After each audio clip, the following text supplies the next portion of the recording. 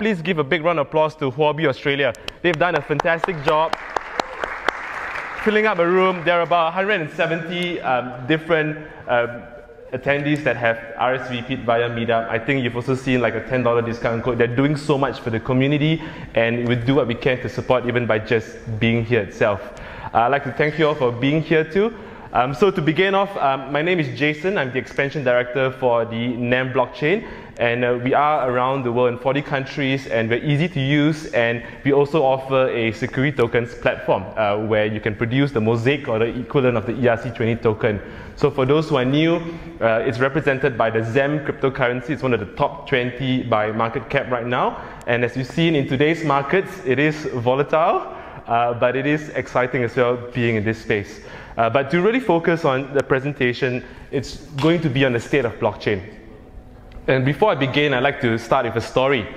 The electrification of the US industry, USA, started in the early 20th century. People were entering into the labor force in farming, and when electricity started, it sparked something. People were able to have light bulbs at night to provide education and training.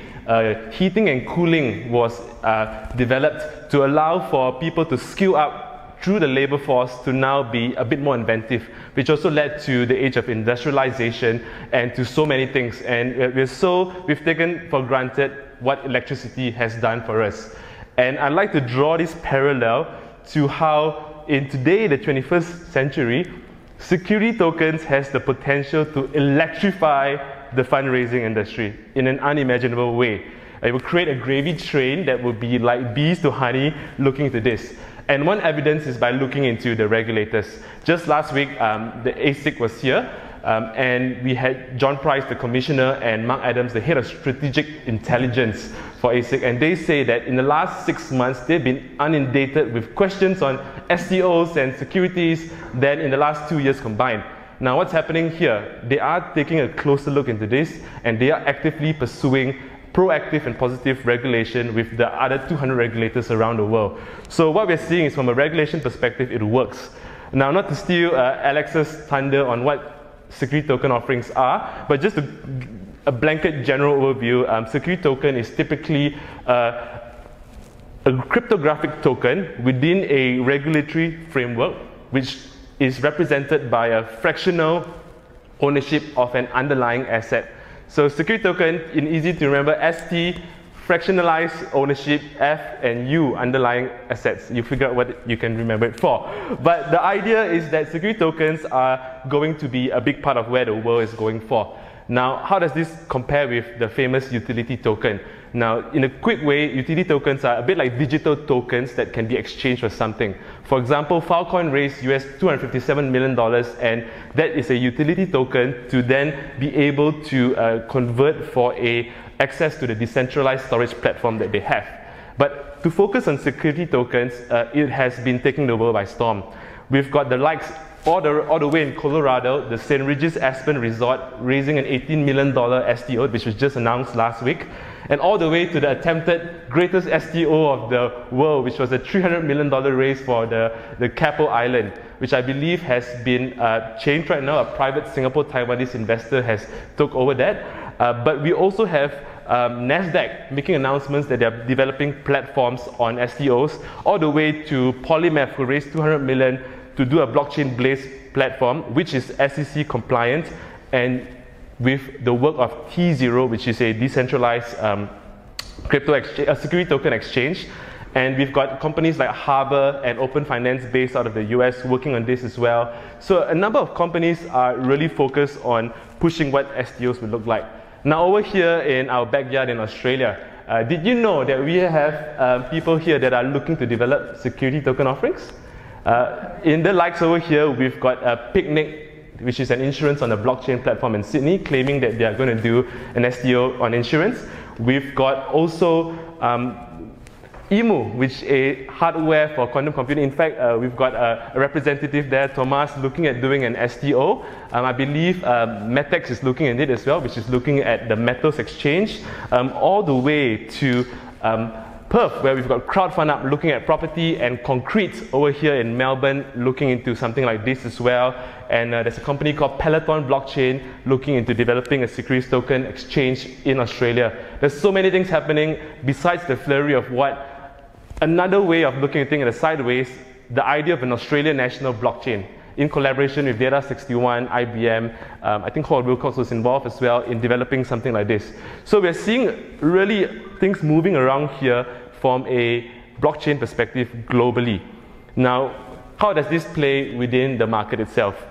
Now, we've seen, and statistics have shown, 92% of ICOs have failed since 2016, looking through a thing. The Wall Street Journal looked into about 1,200 ICOs and found that almost a quarter of them are actually scams, copies of white papers.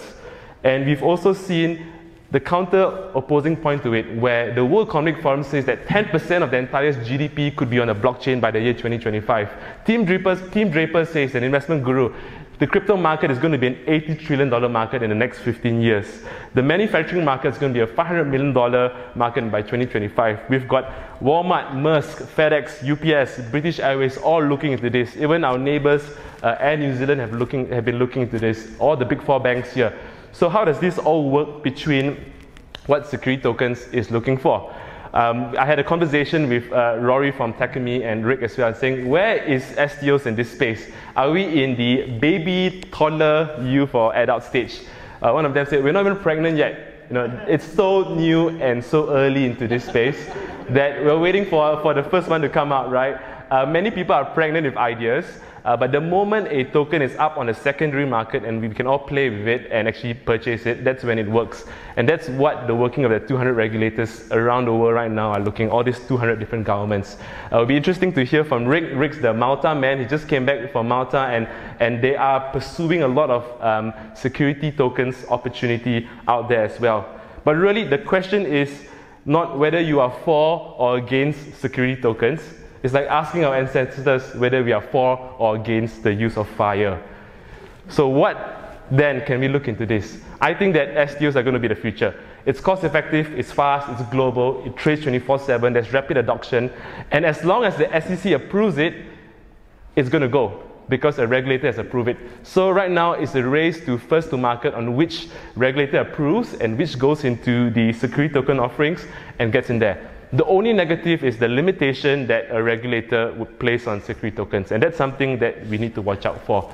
So really, in conclusion, the world is evolving in how things are looking like, and there are people looking and chasing into this, and different platforms working into this. So there are about 100 platforms across the world, from the Ethereum platform to Neo, Waves, Cardano, EOS, be it whether they've been pregnant or not. NEM is one of them as well, and we're getting to this space, and we're seeing the trends that we are observing across the world. But the most important thing is that we actually do our proper due diligence and make sure that we understand what a proper definition of security token is within the Australian context, whether it's a managed investment scheme or something else, and also how can we have access to everyone here globally. Ultimately, it's all for us, right? If we can fractionalize our property, you know, it provides more liquidity to our personal life. If we can fractionalize number of our assets and collectibles, it will help us with a lot of the things that we want to go for. Banks used to give business loans, and now we've gone to peer-to-peer business loans. Imagine if you can do an STO loan for yourself in order to grow your business as an entrepreneur. That's what I'm excited about, and that's why I'm looking forward to this panel here. So that's a very quick state of the blockchain, and I just pass the time around to our next speaker. Yeah. Thank you.